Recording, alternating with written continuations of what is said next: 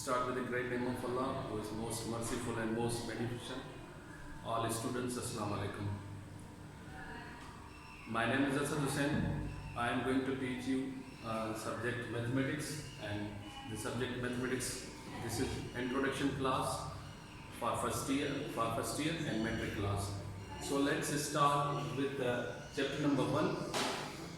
First chapter number 1. The name of first chapter is sets. So let's start with definition. What is set and why we call this a set? The definition of set is there, the well-defined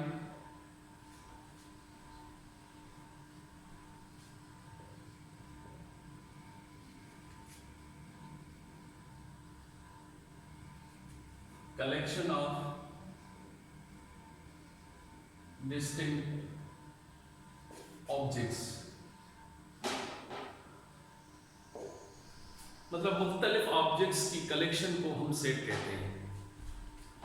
अब मुख्तलिफ objects में बहुत सारी चीज़ें आ जाती हैं, जैसे आमतौर पर हमारी ज़िंदगी में बुक्स की एक सेट होती है, टेबल्स की सेट होती है, पेन की सेट होती है। मगर सेट में एक चीज़ वाज़ेह हो, एक चीज़ बार बार रिपीट ना हो। जो भी चीज़ आएगी एक मरतबा आएगी, दोबारा नहीं आएगी। यहाँ पे सेट की डेफिनेशन अगर देखी जाए तो well defined collection of distinct object. Distinct object का मतलब होगा एक बार अगर चीज आ जाए वो दोबारा रिपीट नहीं होगी। और यहाँ पे एक और लफ्ज है सेट के दरमियान, डेफिनेशन वेल डिफाइंड। तो वेल डिफाइंड किसे कहेंगे? वेल डिफाइंड का मकसद होता है,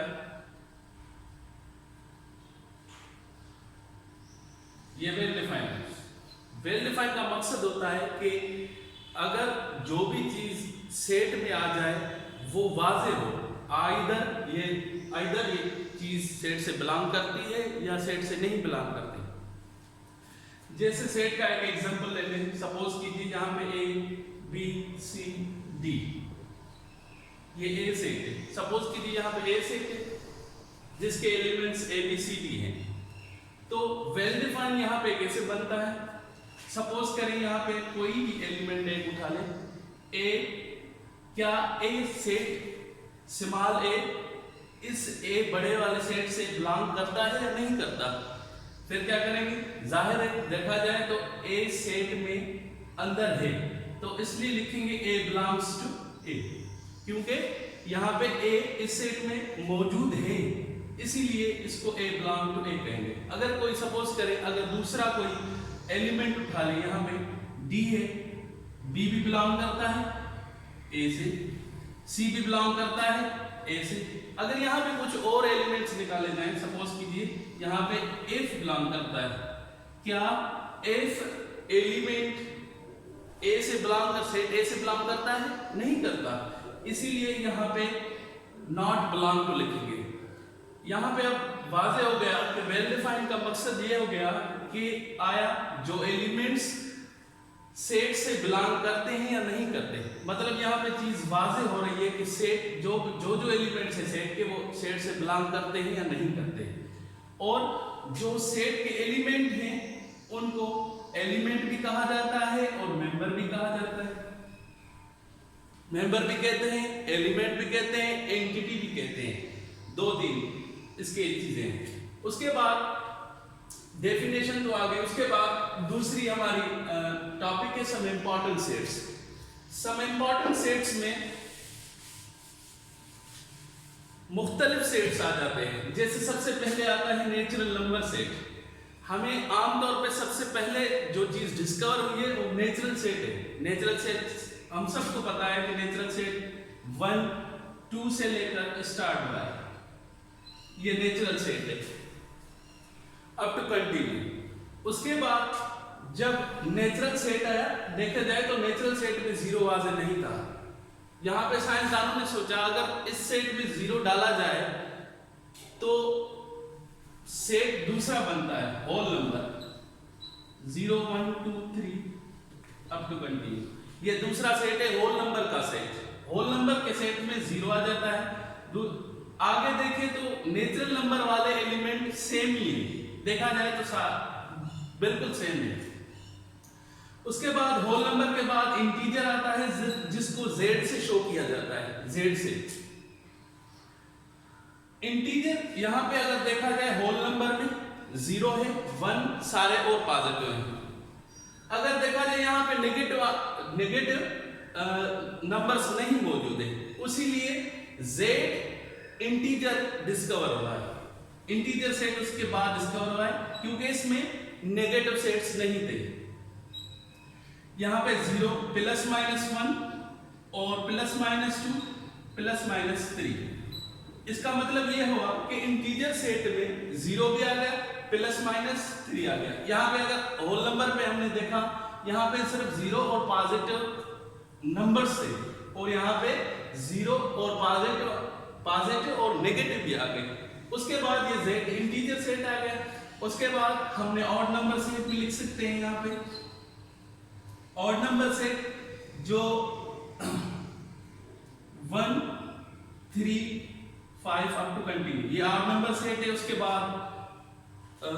बाद प्राइम नंबर सेट है 1 2 3 अप टू कंटिन्यू। उसके बाद आ जाता है रियल नंबर। रियल नंबर से पहले रेशनल नंबर आ जाता है। Rational numbers are those numbers which are written in p upon q form, जो sets p upon q form में लिखे जाएं। x such that x is equal to p upon q, where p comma q belongs to the integer set and q does not equal to 0। Rational number की definition ये कि x such that x p upon q form, इसका मतलब those numbers which can be written in p upon q form, those are called rational numbers। Rational numbers हम कैसे लिखते थे? Suppose करें p upon q form, p upon q form का मकसद ये है कि डिविडेंड फॉर्म में हम लिख सकते हैं 1/2 लिख सकते हैं।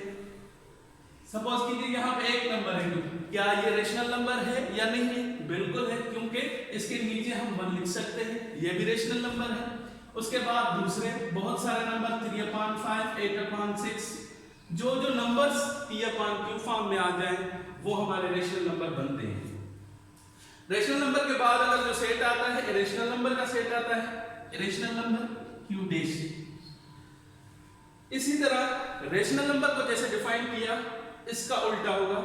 Rational numbers, irrational numbers, those numbers which can not written in p upon q form, जैसे x such that x does not equal to p upon q, where p and q belongs to z and q does not equal to 0। मतलब वो numbers जो हमारे p upon q form में ना लिखे जाएं। कैसे? जैसे सपोज कीजिए ये नंबर है √2, देखिए √2 p upon q की फॉर्म में नहीं है। और दूसरे साइंस आ जाती है, जैसे पाई का एक नंबर है 3.14 अप टू कंटिन्यू, ये नंबर आ जाए, ये इरेशनल आ गया। अब ये रेशनल हो गया, इरेशनल हो गया। सपोज कीजिए यहाँ पे एक और एग्जांपल लेते हैं। सपोज कीजिए यहाँ पे 1 है, लेते हैं अपॉन में 0। ये भी देखा जाए तो अगर रेशनल नंबर है, मगर रेशनल नंबर की डेफिनेशन के हिसाब से p upon q फॉर्म में जो नंबर लिखे जाए, यहाँ पे देखिए p upon q does not equal to 0। इसका मकसद ये है कि नीचे वाला जो नंबर है वो 0 के बराबर नहीं होना चाहिए, उसके लिए लाजम है 0 के बराबर नहीं होना चाहिए। अगर 1/0 कहते हैं तो ये इन्फिनिटी के बराबर हो गया। इन्फिनिटी का इसका मतलब नंबर इसमें इस सेट में नहीं है। उसके बाद दूसरा सेट आ जाता है रेशनल और इरेशनल को मिलाएंगे, उसको कहेंगे real numbers. The union of rational and irrational number is called real number. Real number is equal to union of rational and irrational number. जब रेशनल और इरेशनल को मिलाया जाएगा उसको रियल नंबर कहेंगे, क्योंकि रियल नंबर में सपोज कीजिए यहाँ पे 0 और 1, 0 और 1 है, 0 और 1 के दरमियान अगर रियल नंबर की बात की जाए, यहाँ पे इनफाइनाइट नंबर्स मौजूद हैं 0 और 1 के दरमियान। कैसे? सपोज कीजिए यहाँ पे 0.5, क्या 0.5 यहाँ पे मौजूद है इसके बीच में? बिल्कुल 0.5 मौजूद है यहाँ पे। उसके बाद इरेशनल नंबर्स की बात की जाए तो अंडर रूट में कोई अंडर रूट 2 ले लें, कोई भी नंबर ले लें, सपोज कीजिए यहां पे देखिए 1.41 इसका जवाब आएगा, मतलब इसका आंसर भी इनके दरमियान मौजूद है। रेशनल नंबर हो, इरेशनल नंबर हो, दोनों का एक ही नंबर के बीच में लाया करते हैं, दोनों रेशनल भी लाया करते हैं, इरेशनल। अब ये नंबर नहीं बता सकते कि 0 और 1 के दरमियान कितने नंबर लाया करते हैं रियल, पता नहीं, वो इनफाइनाइट नंबर है उनको। उसके बाद ये हमारी सम इंपॉर्टेंट सेट्स आ गए।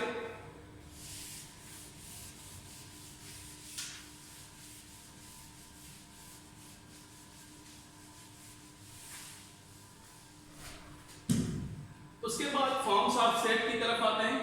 पहला टॉपिक हो गया, दूसरा और तीसरा। अब नंबर तीसरा टॉपिक है फॉर्म्स ऑफ सेट। मतलब सेट को हम मुख्तलिफ तरीकों से लिख सकते हैं। सबसे पहला डिस्क्रिप्टिव फॉर्म,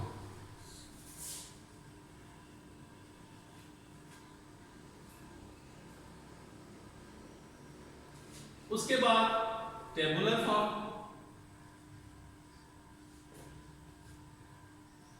उसके बाद नंबर तीसरा आ जाता है सेट बिल्डर फॉर्म।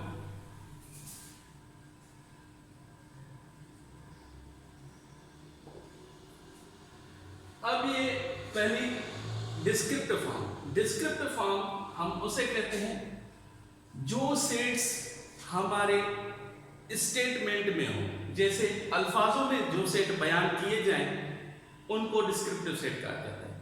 अल्फाजों में अगर बयान करेंगे तो उनको ब्रैकेट्स नहीं लगाएंगे, मतलब ये वो सेट हैं जिनको ब्रैकेट्स नहीं आएंगे, जो स्टेटमेंट में जबानी तौर पर बयान किए जाए। जैसे इसका एग्जांपल ले लेते हैं, सपोज करें इसका एग्जांपल है, example the set of natural numbers.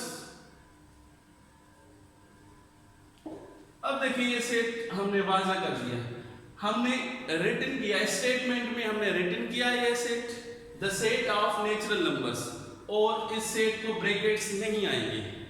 अब जो सेट हम स्टेटमेंट की सूरत में लिखें उसको डिस्क्रिप्टिव फॉर्म कहा जाता है। ये इसकी पहली एग्जाम है। और इसकी दूसरी टेबुलर फॉर्म, दूसरी है टेबुलर फॉर्म। अब टेबुलर फॉर्म का मकसद ये है कि इस सेट को हम ब्रैकेट्स में भी लिख सकते हैं और इसको लिस्टिंग की सूरत में लिखेंगे। कैसे? इस सेट को हम नंबर्स की सूरत में भी लिख सकते हैं और लेटर्स की सूरत में भी लिख सकते हैं। सपोज कीजिए मैंने A, B, C, D ये चीज लिखी, ये सेट सपोज करें B है, ये टेबुलर फॉर्म में सेट आ गया। उसके बाद इसी तरह आप लिख सकते हैं C सेट सपोज करें आरिफ आ गया, असद आ गया, असलम आ गया। मुख्तलिफ नंबर्स भी लिख सकते हैं आप D के फॉर्म में, 1, 8, 7, 8, 12, 13 मुख्तलिफ सेट है। अब ये देखिए सेट्स हैं मगर लिस्टेड की फॉर्म में, नंबर्स की फॉर्म लिस्टिंग की सूरत में। अब यहाँ पे सेट में हमेशा जो चीज लिखी जाएगी वो नंबर अरेंजमेंट की सूरत में होगी। नंबर ऐसा कि 8 पहले आ जाए 7 बाद में रखें, ऐसा नहीं होगा, तरतीबवार हम इस सेट को रख सकते हैं। और दूसरी चीज सेट में रिपीटेशन अलाउड नहीं होती। अगर यहाँ पे हम दो नंबर्स लिखेंगे 1, 1 दो दफा अगर लिखें तो वो सेट नहीं बनेगा। इसी तरह इसका तीसरा टाइप आ जाता है, ये टेबुलर फॉर्म आ गया। उसके बाद set builder form. Set builder form या इसको सिंबॉलिक फॉर्म भी कहते हैं। इसका मतलब ये है, इस सेट बिल्डर फॉर्म की डेफिनेशन इस तरह कह सकते हैं कि जो सेट या जो सेट ऑफ फॉर्म हम सिंबल्स की फॉर्म में लिखें उसको सेट बिल्डर फॉर्म कहते हैं। सपोज कीजिए सिंबॉलिक फॉर्म में कैसे लिखेंगे, x सपोज कीजिए यहाँ पे b सेट है, x such that x is equal to p upon q form. जैसे रेशनल नंबर वाला सेट था p and q belongs to z and p q does not equal to 0। अब देखिए ये सेट x, इसको x पढ़ेंगे, उसके बाद ये जो सिंबल है वो सच डेट की सिंबल है, उसके बाद दूसरी है x such that x is equal to p upon q comma p and q belongs to z, p और q z से बिलोंग करते हैं और q does not equal to 0। तो ये जो सेट है वो सिंबॉलिक के फॉर्म है। जो भी सेट सिंबल के फॉर्म में लिखा जाए उसको सेट बिल्डर फॉर्म कहते हैं। ये हो गए हमारे 3 सेट वाजे। इन तीनों फॉर्म में हम सेट्स को डिफाइन कर सकते हैं। उसके बाद